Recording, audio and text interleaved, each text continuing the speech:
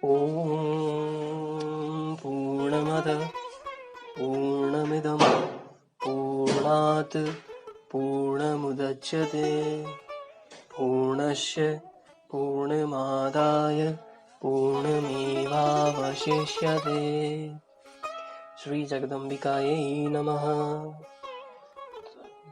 परम आदरणीय और कृपालु माँ जगदम्बा के चरणों में अपना ध्यान लगाते हुए आज हम दूसरे स्कंद का दूसरा अध्याय प्रारंभ करेंगे, जिसमें कि व्यास जी की उत्पत्ति और उनका तापस्य किए जाने का वर्णन है। सूत जी बोले, एक बार तीर्थ यात्रा करते हुए महान तेजस्वी परशु मुनि यमुना नदी के उत्तम तट पर आए और उन धर्मात्मा में भोजन करते हुए निषाद से कहा, मुझको नाव से यमुना के पार पहुंचा दो। मुनि का वचन सुनकर यमुना के तट पर भोजन करते हुए उस निषाद ने अपनी सुंदर युवा पुत्री मत्स्यगंधा से कहा, हे सुंदरी मुस्कान वाली पुत्री, तुम इन मुनियों को नाव में बैठाकर पार उतार दो, क्योंकि ये धर्मात्मा तपस्वी उस पार जाने के इच्छुक हैं। पिता के ऐसा कहने पर वह सुंदरी वासवी मत्स्यगंधा मुनि को नाव में बैठाकर खेने लगी।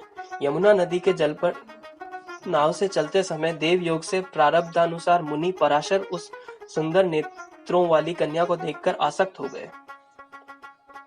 प्रस्फुटित यौवन वाली उस कन्या को देखकर उसे प्राप्त करने की इच्छा वाले मुनिराज ने अपनी दाहिनी भुजा से उसकी दाहिनी भुजा का स्पर्श किया। इस पर उस असितापांगी ने मुस्कुराकर कहा, क्या आपका यह कृत्य आपके कुल, तपस्या तथा वेद ज्ञान के अनुरूप है?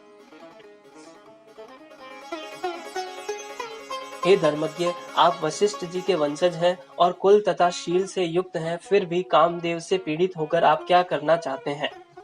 हे ब्राह्मण श्रेष्ठ, इस पृथ्वी पर मनुष्य जन्म दुर्लभ है, उसमें भी ब्राह्मण कुल में जन्म लेना तो मैं विशेष रूप से दुर्लभ मानती हूँ। हे विपेंद्र, आप कुल से, शील से तथा वेदाध्ययन से एक धर्मपरायण श्रेष्ठ ब्राह्मण हैं। मुझ मत्स्यगंधा को देखकर आप अनाचार युक्त विचार वाले कैसे हो गए?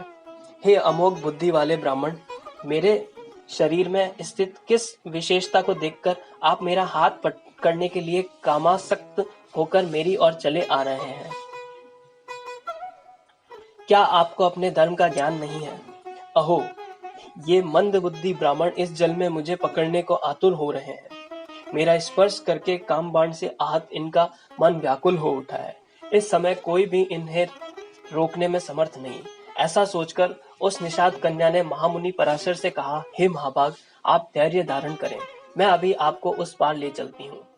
सूत जी बोले, मुनि पराशर उसका हितकारी वचन सुनकर उसका हाथ छोड़ करके वहीं स्थित हो गए और उस पार पहुंच गए। तदंतर पराशर मुनि ने मत्स्यगंधा को पकड़ लिया। तब भय से कांपती हुई वह कन्या सम्मुख स्थित मुनि से कहने लगी, हे मुनिवर, मैं दुर्गंध वाली हूँ, मुझसे क्या आपको घृणा नहीं हो रही है? समान रूपों वाले के बीच ही परस्पर संबंध आनंददायक होता है।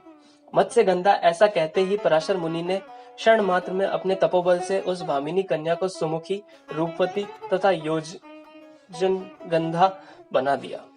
उसे कस्तूरी की सुगंध वाली मनोहर स्त्री बनाकर कामातुर मुनिराज ने अपने दाहिनी हाथ से उसे पकड़ लिया। तब सत्यवती नाम वाली उस सुंदरी ने संयोग की कामनाओं वाले मुनि से कहा, हे मुने, तट पर स्थित मेरे पिता तथा सभी लोग यहाँ हमें देख रहे हैं। हे मुनिश्रेष्ठ, यह भीषण पशुवत व्यवहार मुझे अच्छा नहीं लगता। जब तक रात नहीं हो जाती तब तक प्रतीक्षा कीजिए। मनुष्य के लिए काम संसर्ग रात में ही विहित है, दिन में नहीं। दिन में संसर्ग करने से महान दोष होता है और बहुत से लोग उसे देख भी लेते हैं। हे महाबुद्धे, अब आपकी जैसी इच्छा हो वैसा करें। लोक निंदा अत्यंत कष्टकर होती है। सत्यवती का कहा गया युक्ति संगत वचन सुनकर उदार बुद्धि वाले पराशर मुनि ने अपने पुण्य बल से तत्क्षण कोहरा उत्पन्न कर दिया। उस कोहरे के उत्पन्न हो जाने पर अत्यंत अंधकार में नदी तट पर उस कामिनी ने पराशर मुनि से मधुर वाणी में यह वचन कहा, हे द्विज श्रेष्ठ, मैं अभी कन्या हूँ और आप मेरे साथ संसर्ग करके चले जाएंगे। हे ब्राह्मण, आप अमोघ वीर्य वाले हैं, ऐसी स्थिति में मेरी क्या गति होगी? यदि मैं गर्भ धारण कर लूंगी तो पिता को क्या उत्तर दूंगी? हे ब्राह्मण, मेरे साथ संसर्ग करके आप चले जाएंगे, तब मैं क्या करूंगी, उसे बताइए। पराशर बोले, हे प्रिय, आज मुझे प्रसन्न करके भी तुम कन्या ही बनी रहोगी। हे भामिनी, हे वीरू, तुम जो वर चाहती हो उसे मांग लो। सत्यवती बोली, हे मानद, आप ऐसा वरदान दीजिए जिससे मेरे माता पिता लोक में इसे न जान सकें। साथ ही हे विप्रवर, आप ऐसा करें जिससे मेरा कन्याव्रत नष्ट न हो और जो पुत्र उत्पन्न हो वह आप ही के समान अपूर्व ओजस्वी हो। मेरी ये सुगंध सदा बनी रहे और मेरा यौवन नित्य नूतन बना रहे। पराशर बोले, हे सुंदरी सुनो, तुम्हारा पुत्र पवित्र तथा भगवान विष्णु के अंश से अवतीर्ण होगा। हे सुंदरी, वह तीनों लोकों में विख्यात होगा। मैं तुम्हारे ऊपर किसी कारण विशेष से ही कामासक्त हुआ हूँ। हे सुमुखी, मुझे ऐसा मोह पूर्व में कभी नहीं हुआ। अप्सराओं के रूप को देखकर भी मैं सदा धैर्य धारण किए रहा। देव योग से ही तुम्हें देखकर इस प्रकार काम के वशीभूत हुआ हूँ। इस विषय में तुम कोई विशेष कारण ही समझो। देव का अतिक्रमण अत्यंत कठिन है, अन्यथा अत्यंत दुर्गंध युक्त तुम्हें देखकर मैं इस प्रकार क्यों मोहित होता। हे वरानने, तुम्हारा पुत्र पुराणों का रचयिता, वेदों का विभाग करने वाला तथा तीनों लोकों में विख्यात होगा। सूत जी बोले, ऐसा कहकर अपने वश में आई हुई उस कन्या के साथ संसर्ग करके मुनि श्रेष्ठ पराशर तत्काल यमुना नदी में स्नान कर वहां से शीघ्र चले गए। वह साध्वी सत्यवती भी तत्काल गर्भवती हो गई। यथा समय सत्यवती ने यमुना जी के द्वीप में दूसरे कामदेव के तुल्य एक सुंदर पुत्र को जन्म दिया। उत्पन्न होते ही वह तेजवान पुत्र अपनी माता से कहा, हे माता, मन में तपस्या का निश्चय करके ही अत्यंत तेजस्वी मैं गर्भ में प्रविष्ट हुआ था। हे महाभागो, अब आप अपनी इच्छा अनुसार कहीं भी चले जाएं और मैं यहाँ से तप करने के लिए जा रहा हूँ। हे माता, आपके स्मरण करने पर मैं अवश्य ही दर्शन दूंगा। हे माता, जब कोई उत्तम कार्य आ पड़े तब आप मेरा स्मरण कीजिएगा, मैं शीघ्र ही उपस्थित हो जाऊंगा। हे भामिनी, आपका कल्याण हो। अब मैं चलूंगा। आप चिंता छोड़कर सुख पूर्वक रहिए। ऐसा कहकर व्यास जी चले गए और वह सत्यवती भी अपने पिता के पास चली गई। सत्यवती ने बालक को यमुना द्वीप में जन्म दिया था, अतः वह बालक द्वीपायन नाम से विख्यात हुआ। विष्णु भगवान के अंशावतार होने के कारण वह बालक उत्पन्न होते ही शीघ्र बड़ा हो गया और तथा अनेक तीर्थों में स्नान करता हुआ उत्तम तप करने लगा। इस प्रकार पराशर मुनि के द्वारा सत्यवती के गर्भ से द्वीपायन उत्पन्न हुए और उन्होंने ही कलयुग का आया जानकर वेदों को अनेक शाखाओं में विभक्त किया। वेदों का विस्तार करने के कारण ही उन मुनि का नाम व्यास पड़ गया। उन्होंने भी विभिन्न पुराण संहिताओं तथा श्रेष्ठ महाभारत की रचना की।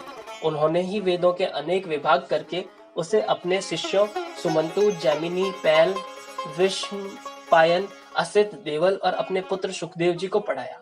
सूत जी बोले, हे श्रेष्ठ मुनियों, मैंने यह सब उत्पत्ति का कारण आप लोगों से बता दिया। साथ ही सत्यवती के पुत्र व्यास जी की पवित्र उत्पत्ति का वर्णन कर दिया। हे श्रेष्ठ मुनिगण, व्यास जी की इस उत्पत्ति के विषय में आप लोगों की संदेह नहीं करना चाहिए। महापुरुषों के चरित्र से केवल गुण ही ग्रहण करना चाहिए। किसी विशेष कारण से ही मुनि व्यास का तथा मछली के उदर से सत्यवती का जन्म, पराशर मुनि के साथ उनका संयोग और फिर राजा शंतनु के साथ उनका विवाह हुआ। अन्यथा मुनि पराशर का चित्त कामासक्त ही क्यों होता और धर्म के ज्ञाता वे महामुनि पराशर अनार्य लोगों द्वारा आचरित किया जाने वाला ऐसा कृत्य क्यों करते। किसी विशेष कारण से युक्त तथा आश्चर्य कारिणी यह उत्पत्ति मैंने बता दी, जिसे सुनकर मनुष्य निश्चित रूप से पाप से मुक्त हो जाता है। जो श्रुति परायण मनुष्य इस शुभ आख्यान को सुनता है वह दुर्गति को प्राप्त नहीं होता तथा सर्वदा सुखी रहता है।